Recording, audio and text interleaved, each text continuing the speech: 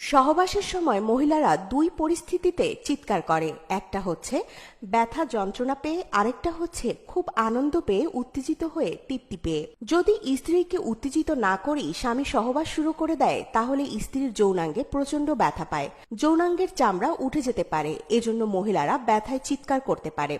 অথবা স্ত্রীর ইচ্ছা নেই কিন্তু স্বামী জোর করে যদি স্ত্রীর সাথে সহবাস করে, সেক্ষেত্রে চিৎকার করে কান্নাকাটি করতে পারে। অন্যদিকে স্বামী যদি স্ত্রীকে সম্পূর্ণ উত্তেজিত করে সহবাস করতে পারে, তখন স্ত্রী সামান্য ব্যথা এবং সুখের সংমিশ্রণে আহ উফ এই জাতীয় শব্দ করবে। এই জাতীয় শব্দ করলে বুঝবেন আপনার স্ত্রী সহবাসে মজা পাচ্ছে। এমনকি সহবাসের সময় স্ত্রী যদি আপনাকে জোর করে চেপে ধরে এবং আপনার পিঠে তার নখ বসিয়ে দেয়, তাহলেও বুঝবেন সে খুব তৃপ্তি পাচ্ছে। মহিলারা এভাবে ব্যথাযুক্ত সহবাস অনেক পছন্দ করে আর স্বামীর কাছ থেকে বারবার এই ধরনের ব্যথা পেতে চায়।